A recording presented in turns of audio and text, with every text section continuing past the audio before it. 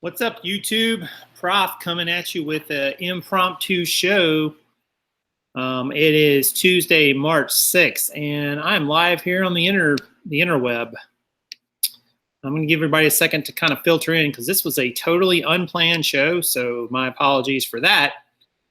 But, you know, sometimes you just want to jump on and talk, and it sort of just comes up like that. So, hang on one second. I'm just pulling up a couple other things here. Like I said, I was totally unprepared, which is not like me, but every once in a while it's nice to kind of do a off-the-cuff kind of show and off-the-cuff kind of video. So I thought I would jump on today and talk about something that I've been thinking about. And some people are starting to fill in the chat, which is always cool. There's a live chat going on right now. And this show, like so many shows on the channel, does go live. So there's always a live chat room. You can jump on and talk to us anytime that we're on, leave a comment or question. And of course, leave one after we're done. We talk about, being a reseller, being an entrepreneur on this channel, selling on Amazon, eBay, those sorts of things. Kaaren is not with me today. She is working somewhere else. She's moonlighting, but kind of, right? Yeah, so apologies again for the sort of impromptu nature of this. Couple programming notes before we jump into the topic. Leave a question or comment, as I said before, even if it's after this show post. Check out the description down below, the description of this video. There's all kinds of helpful links there for you guys, and anything that you like there will help you, I think.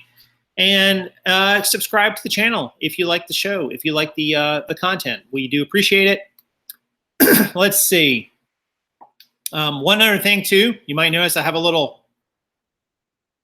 eye strain, I think, is what's going on up here in my eye. If any of you guys are a licensed ophthalmologist in the chat, you can tell me what you think's going on. But yeah, my eye's a little sore and it's been red for a couple days. It's been super dry in this warehouse as of late. And I think that could have something to do with it, along with the normal eye strain of looking at too many electronic devices for too long per day. So I'm going to go get some eye drops today and see if that doesn't make it better. It's been a couple days, but yes, I do have a reddish eye there. So if it bothers you, my apologies, but it is what it is. I want it to go away just as much probably as you do. No, it's not cooties, Michelle. So pretty sure it's not any kind of cooties, as Kaaren likes to say. Lots of people coming in to the chat now, which is always cool. And I wanted to talk to you guys today about this idea about opening up an online store. I'd love to hear from you guys in the chat, and also after you watch this, if you already have an online store. I don't mean you're selling on eBay or Amazon. That's their online stores. I mean, you have your own website, your own online store, your own way that you sell. I'd love to hear from you if you have one, what your results have been like, how your business has gone with it. That would be really great to hear, because I've been thinking about it a little bit, and I'm going to tell you why I've been thinking about it. Sorry, it is very, very dry in here for sure. But a lot of people in this day and age have gone out and gotten stores through places like Shopify, or BigCommerce is another one. There's another one thing called like Volusion or something like that. This idea that you take your items that you're selling, you put them on sort of this storefront version of, it looks like an e-commerce store, but you're not actually hosting it. The company is kind of hosting it. Basically, they're providing a framework, a structure. They're providing payment processing, a way for you to market through that. And you probably touched your eyeball. That's funny. Just kind of those things. And this idea that you're not only relying on eBay or Amazon to sell your stuff, that you have your own website, your own control over it. Now, that comes with its own set of challenges, shall we say. But that's kind of what I've been thinking about. So I'm kind of curious what people's feedback is, what your your experiences have been with this. And let me tell you why I'm thinking about it. First of all, as we all know, eBay, Amazon, Poshmark, Mercari, Bonanza, any of these, Etsy, we don't control them, right? They are controlled by a third-party entity that can set rules that we don't like, that can set policies we don't like. They can make it so that our business is no longer as viable as it once was and make it very difficult. And if that happens, then we have to either deal with it or give up and move to something else. They can ban you from their site. They can suspend you, which can hurt your sales or even, completely disrupt your sales. And, all those things can happen to you on those e-commerce platforms. I'm not saying those things to scare people. I'm just saying it because they're the truth, right? I mean, you can literally lose your ability to sell on any of those platforms at any time for any reason or no reason. And I don't know about you, but that makes it a little hard to sleep at night sometimes. I wake up sometimes, not often, but I wake up thinking, man, I wonder if today's the day I'm going to get suspended or banned on eBay and I can no longer sell on the platform. And maybe it was my fault. Maybe it wasn't my fault. Doesn't really matter. The end result is the same. I'm no longer able to sell there, which would make me have to completely pivot and change my business model quite a bit. So given all those reasons, as well as I don't have the ability to control how my items are displayed and when they're displayed and so on, I've been thinking about, going the third-party route and going with one of these e-commerce solutions like a Shopify, maybe not necessarily Shopify, but like a Shopify. That's why I put it in the title of the video, or I talked about it in the description rather. I don't know. I am not adverse. I'm not averse to risk. Not at all. I have a gambler's heart.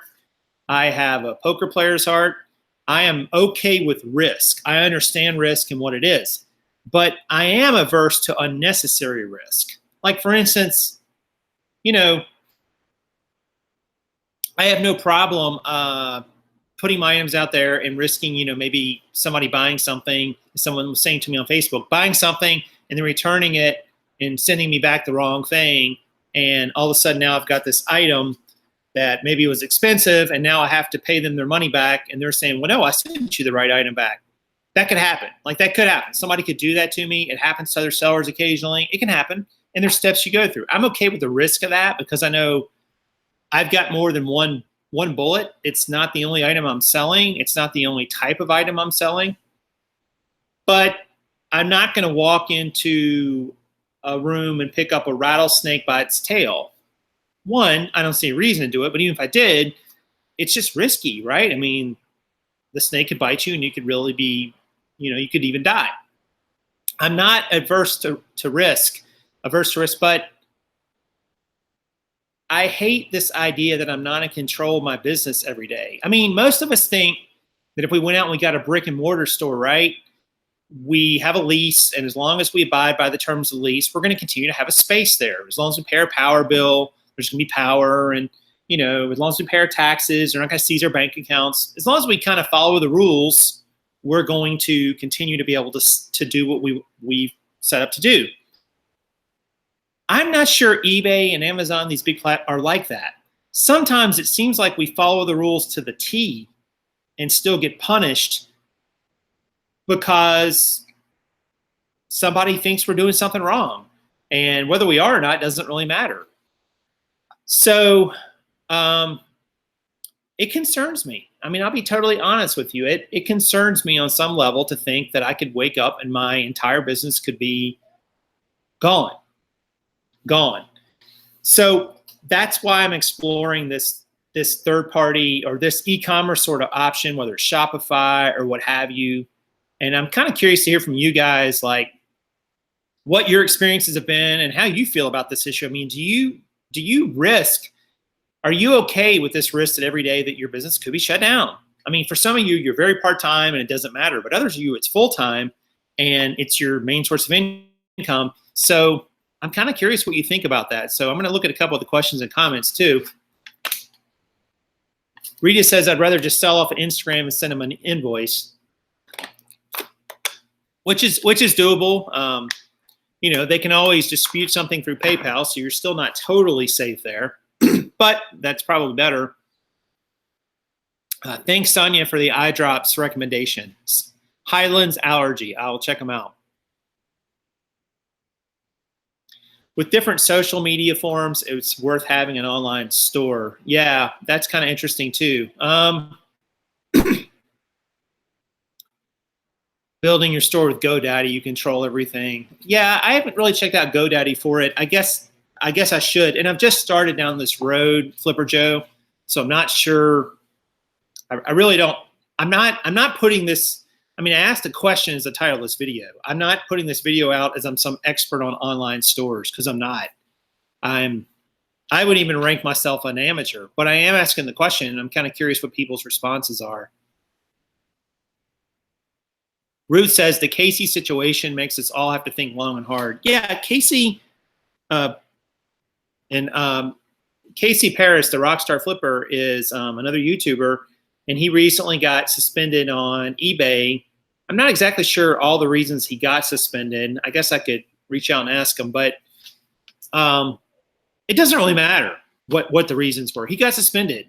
And Casey, you know, has a fairly large store on eBay and does a lot of sales volume, but it didn't matter. Like, he, for whatever reason, it might have been a Vero complaint, someone said. I thought someone said. But maybe somebody, you know, complained, or he got a Vero complaint and somebody thought something was inauthentic and he got suspended for 7 days. I mean, that doesn't sound like a lot, but losing a week's of your income for a year it hurts. It hurts for sure. I mean, a week out of a month. Think about it. You know, that's a lot of money. It was a Vero complaint about a Minecraft shirt. That's right. You're right. Ubiquitous. So, and whether the shirt was fake or not or whatever, and I don't think Casey put up a shirt knowingly that it was a counterfeit, just knowing Casey. I don't think he would do that. He probably, and whether it was counterfeit or not, I don't even know. But it doesn't matter. The point being that he was shut down for a week because of what was probably, in all likelihood, an honest mistake. And that's got to be troubling to us as sellers, right? I mean, I don't, you know, if you operate a brick and mortar store and someone came in and bought something and then they came back and returned it to you and you said it was inauthentic, you would give them their money back. And you would apologize, at least I hope you would, and you would take the item and destroy it. That's what I would do. This is different because it's eBay's playground. They can not only tell you you're going to take the item back and give them the money back, but they also are going to suspend you from selling for a week. That's a whole nother ball game than if you had your own store, right? If you had your own store, you would just apologize and give the person their money back and move on. Casey can do that in this case, but he's still going to get punished to another level because he doesn't make the rules on eBay. And that's what sucks about some of this. Someone needs to start a company like eBay. Yeah, I mean, lots of eBay copycats are out there in some ways. They're not copycats, but similar. If you worry about the risk, you cannot handle the risk. I don't worry about the risk. I look at it as handling the risk is diversifying. Handling the risk is not being so all into one thing that if it goes belly up, you're up the proverbial creek. Like, to me, I don't worry about the risk. I worry if I'm diversified enough to deal with the consequences of the risk, so that if I was shut down, would I be able to, you know, make ends meet and move forward? I think to me, that's what it means to manage the risk.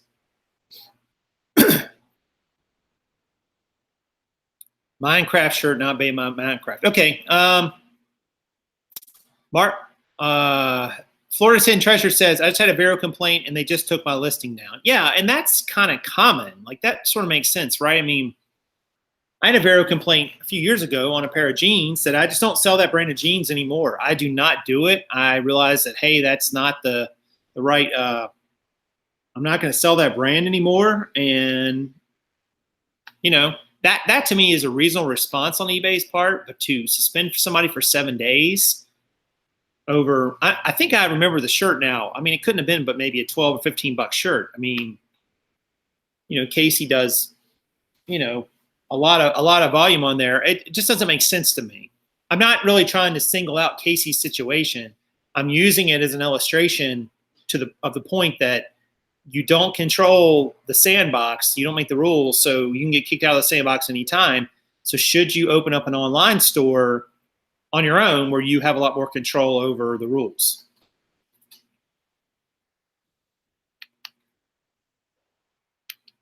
If you push too hard, you're more prone to make mistakes. Leisure Picker says, yeah, no, I don't disagree with that. You've got to have some sort of balance there. Sonia gets overwhelmed by the ins and outs of so many different platforms. The website, you're going to have to drive traffic, which is a whole other job in and of itself. Yeah, I got some ideas on that. I'm not really ready to share all those, but maybe I will in the near future. But you're exactly right, Sonia. I mean, if you're selling on multiple platforms, then you've got to be up on all the rules and all the regulations and all the particular ways that you have to sell on those. And that can be kind of time consuming and stressful in and of itself. Ubiquitous says, yeah, but if you sold a fake Minecraft shirt on your own website, they will just sue you instead of using a Vero program. Well, Ubiquitous, I hear what you're saying, and they could. I don't know who makes Minecraft. I don't know who produces that. But the chances that they're going to come sue you over one shirt is just above 0% probability.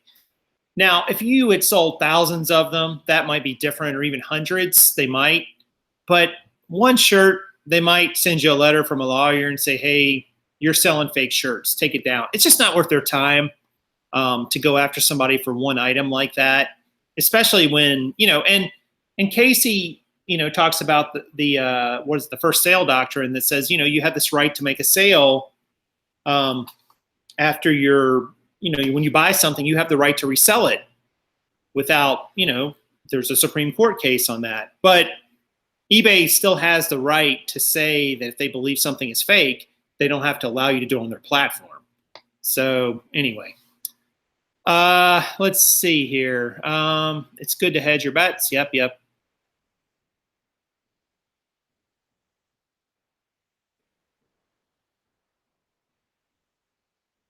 I'm not sure what you mean by that, Ruth. Hey, you're a bad both, so we're going to punish you, make an example. You could be, but maybe not. I'm not sure. Bad both? What does that mean?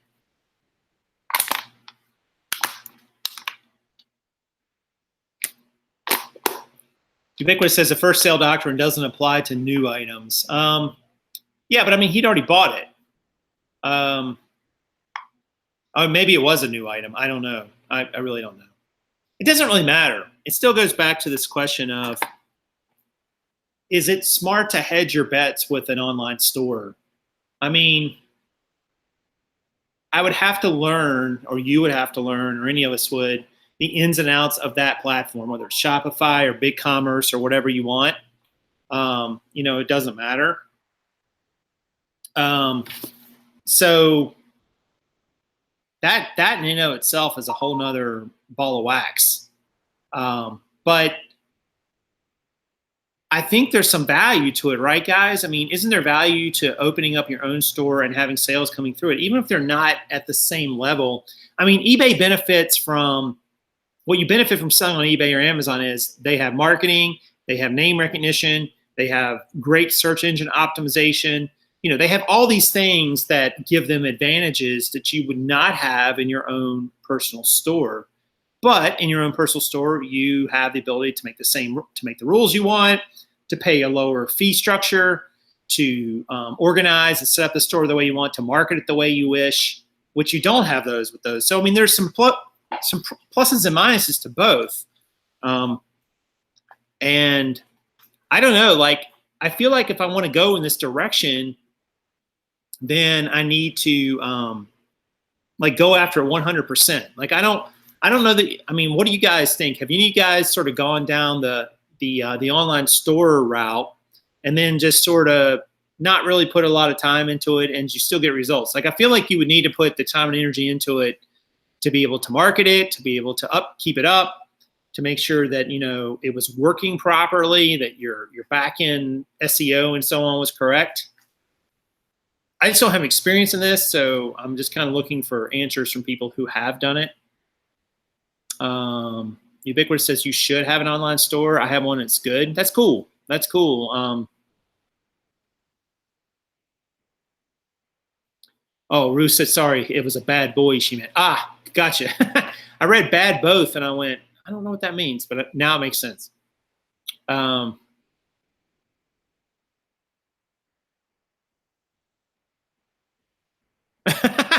Jerry Reiner has a great comment. Says, ever been camping? Get all the firewood you'll need, look at your pile, and then times it by 2, then gather up 5 times more. Now you might have enough wood for the night. Diversification's the same way. Yeah, I think you're right there, Jerry. It's like, I was talking with a seller recently who has 4 printers, laser printers, and they use 2 on a regular basis, but if they go down, they have a backup for both. You know, just in the moment, they don't want that printer to go down. So yeah, I mean, having backups and having, you know, an extra set of equipment and resources is important, just like with the store. But the question I have is, you know, how do you find the time and energy to put into it? Is there enough of that to go around? And I'm not sure if I have enough, you know, like my friend Eric was asking me today, so you guys have been going to the warehouse a lot, and how's that been? Like, how's it helped business-wise? I'm like, well, it's helped business-wise tremendously. Just getting out of the house made us more productive, made us more focused, but it's also taken a lot more time. So, which is, you know, kind of stands to reason. So it still becomes a question of, you know, do I have enough time to open up a store and give it the attention it needs, learn how to do it, figure it out? I don't know. It's kind of one of those things where I don't know that you know until you're in it. And then it's a little too late to do anything about it.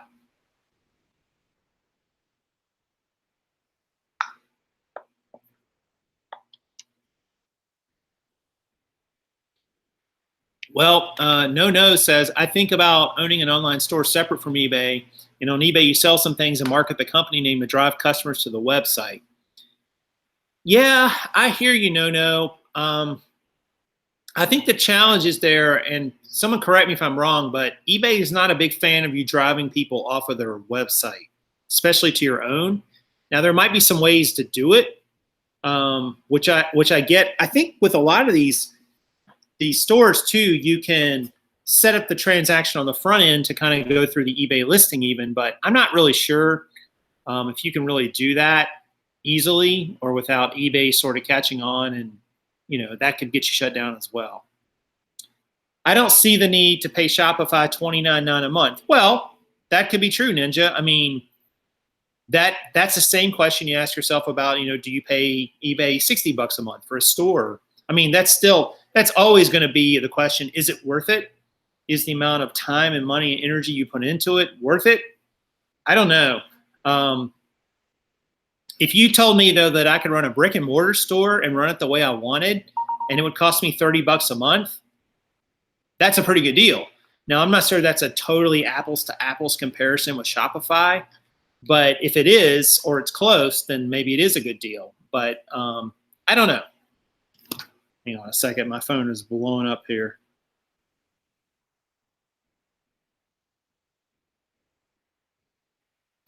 Sorry. The boy was asking for a ride, and he's like, oh, just realized you were on a show. You can't make it. Let's see. Shopify will typically take a lot of time and money. Great, because I got tons of both. Let's see here. Shopify takes a percent like PayPal. You should stay far away from them. Yeah, I mean, I know that these companies charge some fees because they're running an e-commerce account for you, basically. Like, they're allowing you to take credit cards and debit cards and so on. So they're acting just like a merchant account in some ways.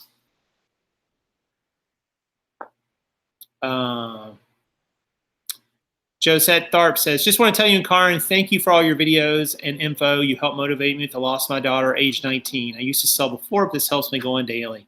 Oh, thank you, Josette. That's sorry to hear about your loss. And if we're of any encouragement at all, then you are absolutely 100% very, very welcome. And, best of luck to you going forward.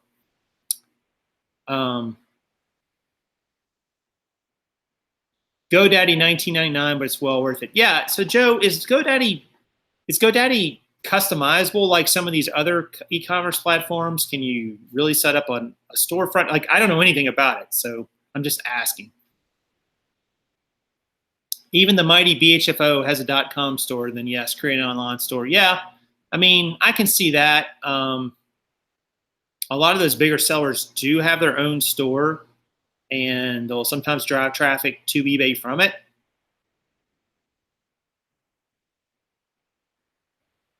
Ubiquitous says use a Bant cart, AB anti-cart. I'm not sure how you say that. It's free and put on $5 a month VPS and buy a domain. Yeah, but I mean, that could happen. I mean, I think your store needs to have some sort of structure and look to it. I don't know if they do that or not, but I think it's a little more to it than just having a domain, but yes. You can drive traffic to your website store with a thank you card enclosed in purchases. That makes sense, Todd. That's a good workaround. Yeah, that's actually pretty ingenious. Again, I don't know if that really breaks any eBay rules or not. I wouldn't think so, but you'd want to check. I'd want to check and make sure on that before I did it. But yeah, that's a great workaround. If not, time consuming to get a website up. Well, I think that a lot of these e-commerce providers sort of set up all that for you. Magic Mandy, they set up the storefront basically. Of course, you got to fill in the products and your terms and info and things like that. But they set up the storefront, and then you just fill it with your product. But I could be wrong. Watch Resale Rabbit. He is on the right track for potential growth. Yeah, I'll check out. I haven't checked out his channel in a little bit, Leisure Picker, so I will definitely do that.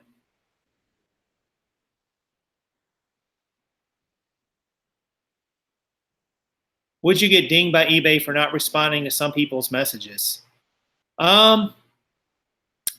Yeah, Jonathan, I think you do. I think eBay, somewhere in their algorithm of what type of seller you are, and who knows how that and maybe it's in there directly, but I believe they do keep track of how quickly and how often you respond to other people's messages, which gets annoying because when somebody asks you a question and then you respond and they say thank you, to kind of keep your response rate up, you have to say thank you back. You're welcome back to the thank you. It's like it creates a whole nother set of questions, a whole nother two comments. It's kind of crazy, but I think it kind of is in their algorithm that they're rating you somewhat based on how often you respond to people and if you respond. But somebody else might have more info on that. I honestly don't really know. GoDaddy, Shopify, or Wix, which route are you leaning on? I don't know. I'm not really leaning on a route. I was reading about BigCommerce today. I'm not sure if they're any good, but there's so many of them out there now. It's kind of hard to know, honestly. I mean, which ones will integrate well with eBay? I'm not even sure. They act like they all will, but we know that's not always true.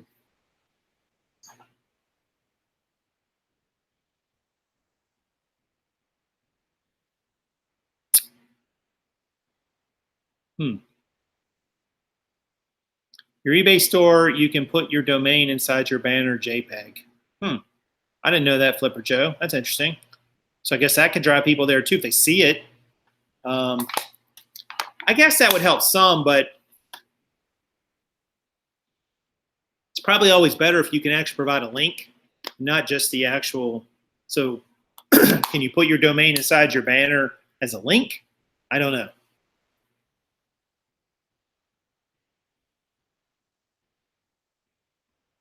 Someone asked, is eBay charging, anyone know why eBay's charging a 10-cent fee to revise your listing? That sounds like a glitch to me. I've never heard of that. Revising a listing you've already paid for. for that month, if it was including your free listings for your store subscription. Jerry says running.com in tandem with eBay is a goal of his. I think my style demands I keep some of eBay's safety net. A .com can vanish overnight too. That's true. I mean, there's no guarantee here. We're trying to diversify our stores and our risks so that we don't,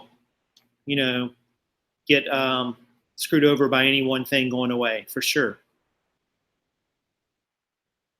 I want to ask somebody else too. Has anyone else noticed a best offer glitch? And let me explain what the glitch is. I've gotten some emails over the last couple weeks where it said the best offer expired on item such and such, and I never remember seeing I even had a best offer on that item. Like, it never popped up on my seller dashboard. I never got a pop-up message on my phone. I never saw it. Has anyone else seen that? Or am I just imagining things? It hasn't happened on every item. Some items I have seen that I've gotten a best offer, but there was one today and it popped up and I went, I don't remember ever getting an offer for that. And much less, even responding to it. But I've seen it happen a few times now over the last probably 2 weeks. It's happened maybe 3 or 4 times to me. Anybody else had that glitch? And maybe it's not a glitch. Maybe it's just I'm imagining things. Who knows?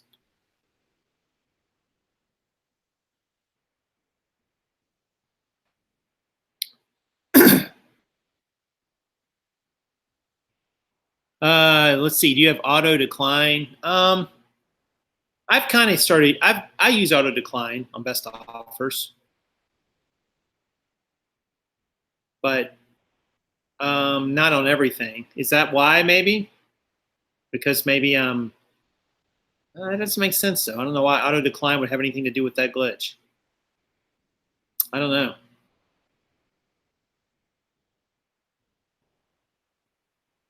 The same issue with my wife's iPhone was logged in and she got them first, so I did not get them. So auto decline is causing that glitch with best offers to where I never even see that I had a best offer. Well, why would it? So you're saying I have auto decline on, but why is it flagging me with a message, an email saying your offer expired if it got auto declined? Like, that doesn't make any sense. Like, it should have auto declined it, right? Or is it just because I had auto decline on that I never saw the first offer? Anyway, I'm kind of confused on that one, but I understand where you're going with it. Prof, what would you suggest tracking cost of goods like by each item or per day, week, what? As always, speak to your accounting professional. Disclaimer. But what I like to do is anything that I buy in a given day, I will sum up the total spent, divide it by the number of items bought, and get an average cost of goods for all those items that day instead of putting in each one individually. So let's say I buy 50 items and I spent $500, so each one's going to get a cost of goods of $10. And that way I can just copy and paste them all down for that day. Some are going to be higher than that. Some are going to be lower than that in reality. And I just enter that in when I enter them into inventory, even before I even list them. So that way when I do list them, I've got a total there for them. And when they sell, I've got a total there for them too. They don't really technically become a cost of goods until you sell them. They're actually an inventory asset before that until they sell. But I do want to put the cost that I paid in there for them, but I put an averaged per day cost in there, if that makes sense.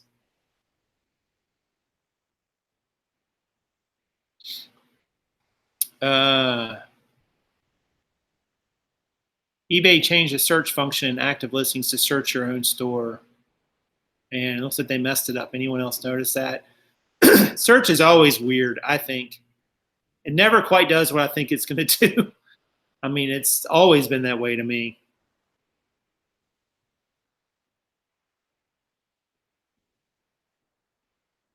Somebody else says, yeah, the average cost of goods is the easiest. I mean, my accountant told me it's technically not 100% accurate, and he's right. He said, but in your type of business where you have a lot of items that the cost of goods is going to be very close to each other. I mean, if you were, where you could get into a little bit of a bind with that is, let's say that you bought an item that was $10 and then you bought the one that was $100. Well, if you average those two together, that comes out to $55 average cost of goods. But the reality is, when you go to sell one of those two items, that's kind of a bogus number. Like if you sold the $10 item and said the cost is 55 bucks, that's way more than you paid for it. So you're overstating your expenses. On the other hand, if you sold the $100 item and indicate you only paid 55 for it, you're underestimating your expenses and therefore, increasing your potential tax liability. So in that case, you'd probably want to put them in separately. But if you bought a whole bunch of items the same day that are all really close, or even maybe the same week, that sort of averaging them could be a better method. But don't go crazy with it, guys. If you've got a big wide range of costs that you paid for items, like if you paid $1 for this item and $15 for that item, that's kind of a big difference, especially if you multiply that out times dozens and dozens or hundreds and hundreds of items. But as long as your average, that's what he told me. He said, that's what Jared told me. He said, as long as your average is going to be close within a fairly narrow range, it's probably okay to do that. But if you have some big outliers, and then it could get a little, then you probably want to put in a more specific, 100% accurate cost that you paid for them.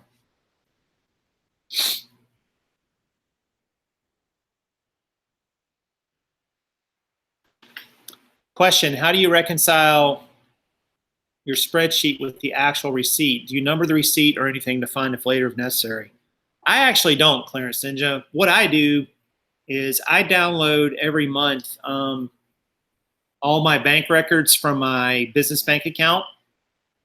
I put them in another tab on that sheet, the expenses tab, and then I just code them as what they are. Like I go through each line item and say, well, this was an expense, this was for inventory, this was a transfer of money, this was money coming in from, somewhere else, going out to somewhere else, whatever. And that way I have kind of a quick record for the whole year or a quarter or even a month that I can look to and say, oh, well, I can also pull that over into the other part of the sheet and say, well, this is my cost of inventory everywhere here that's, coded as an inventory cost. Over here, everything that was an expense, this was a business expense. So these are my expenses for the month. Pull all these into here and sum them up. That's how I do it. Instead of getting into, instead of worrying about tagging each one to each item, because we go through so many items in this business, it's super, super inconvenient to try to match up every single cost to every single item. Really time consuming. And I don't know that it really makes that much difference for a lot of us when our average cost of goods probably doesn't fluctuate a lot. But again, if you're buying items that have a really big range, you're going to want to be more specific because it's going to either hurt you or help you, but it's going to be bogus in either way. I don't know if that really answered your question. It's kind of a tricky question to answer.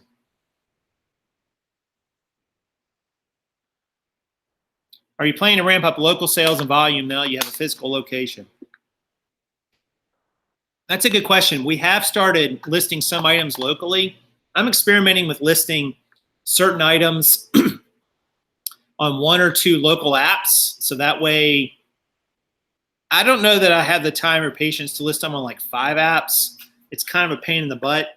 And some of them you have to do mobily. Some of them you can do through the desktop. It's kind of, it's not even kind of a pain in the butt. It is a pain in the butt. Let's be honest.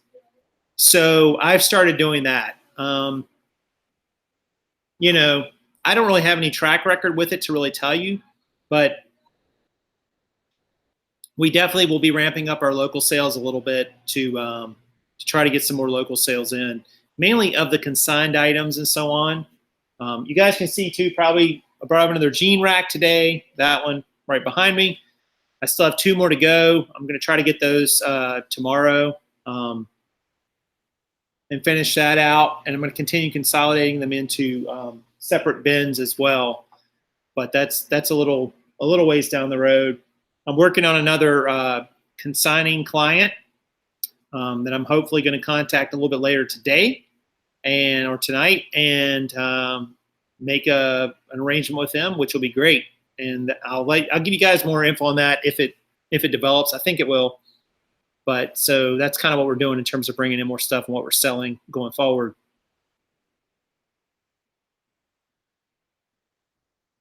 Trying to get this business paperwork down to legit business science with everything tracked. Yeah, I mean, you're right, Ninja, but I would even argue even in the largest businesses, not everything's tracked. Things get lost, they get mismanaged, there's waste or shrink. There just is. I mean, it just becomes impossible.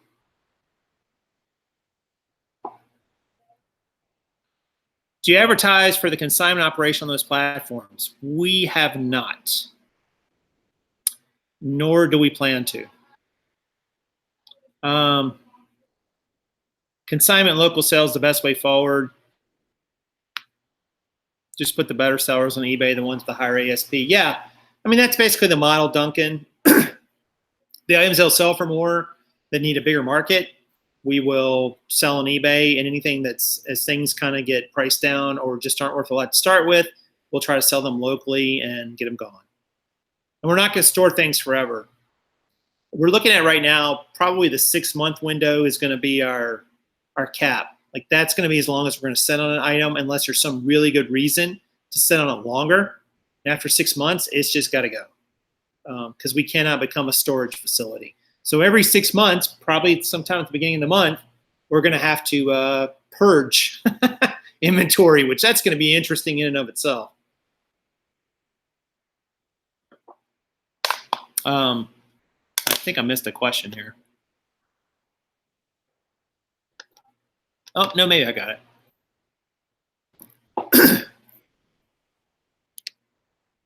I don't know if we even answered the question, should we open up an online store or not? I'm torn. I'll be honest with you guys. I'm torn. I'm kind of still on the fence. I see value. I see potential. I have some ideas about the marketing piece. Someone mentioned that earlier, you've got to market your items on that site. I've got an idea about that that I think will work, but I need a little more, I need to flesh out just a little bit more. But I also see a lot of time and energy I'd have to put into it. I just don't know if I have it to do it right now, but can I afford not to? I mean, if eBay went away, I would be up the proverbial creek, and I'm sure a lot of you guys would too. So I don't want to be in that position where if it went away, I would have nothing to fall back on. So I may just have to bite the bullet and do it, and just, figure out how to get there, get it done, move forward, and that's that. But we'll see. Let's see here. Melissa Francis said, just got my first negative customer, said it was not a good item and just gave a negative. I'm more than willing to get full refund. I reached out to him and no response. Anything I can do? Well, I mean, if, you could potentially get the feedback removed. I don't know how good eBay's about doing it, but it sounds like they may have given a product review more than a review of your selling. Like if you misidentified the condition or you didn't hit your shipping window or handling window, that's different. But if they were but eBay's usually been pretty liberal about allowing buyers to rate items as well as a seller. So I would ask eBay if they can do anything, but I doubt it. It's not likely, because buyers are given. I even had one where the buyer was in the wrong and eBay admitted they were in the wrong, but they still were allowed to give a review, even though the review was not really about me. It was about the product itself, which was new and nothing wrong with it. They just didn't like it. But there's a perfect example. I mean, they don't always take your side, and there's nothing you can do about it. The good thing is, Melissa, though, is you continue selling things, like a negative feedback or neutral feedback here and there doesn't really matter. It doesn't matter like it used to in the old days, even just a couple years ago. it just doesn't matter. Like it doesn't really affect anything. I'm not even sure people really care. And I would figure out the value of your time here. I don't know what the value of the item is you sold. But if it's a low value item and it wasn't sold for a lot of money, and you're going to be selling hundreds and thousands of items on eBay, I'd let it go. It's probably not worth it. She said it was me. Well, then it's maybe legit. But you know, I mean, even sometimes if it's their opinion of you as a seller, eBay will allow it, which I think is interesting. Like somebody put a comment about me one time. I don't remember what it was, but it didn't even make sense, but they allowed it. I'm like, all right, whatever.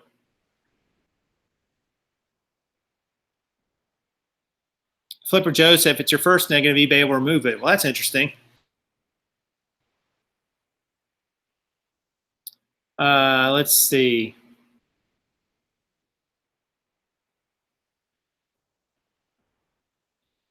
PA Thrifter says, time's definitely an issue. Cross-posting can be rough. Does anyone really think eBay is going anywhere time any sooner or even later? No, PA Thrifter, it's not that we think eBay is going anywhere. It's we think we might go somewhere, that we might get kicked off the platform or suspended or banned, which is always possible. So should you open up an online store just to sort of diversify your offerings? That's what I'm thinking about.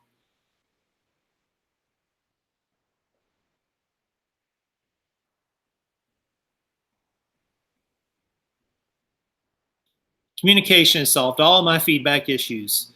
You are in the minority, Richard, but congratulations. I think I'm a pretty good communicator, and I think I'm a open and honest communicator for the most part.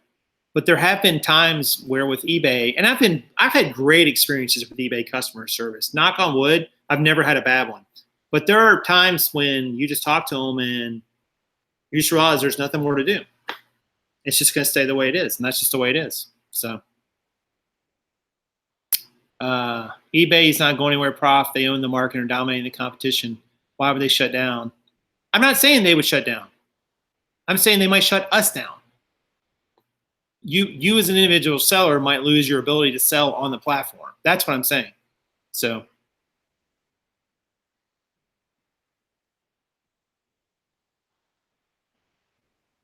yeah, maybe I will call. Yep, give them a call. I mean, it can't really hurt. Your boy load all those cards up to sports slots? Nope, sold them locally.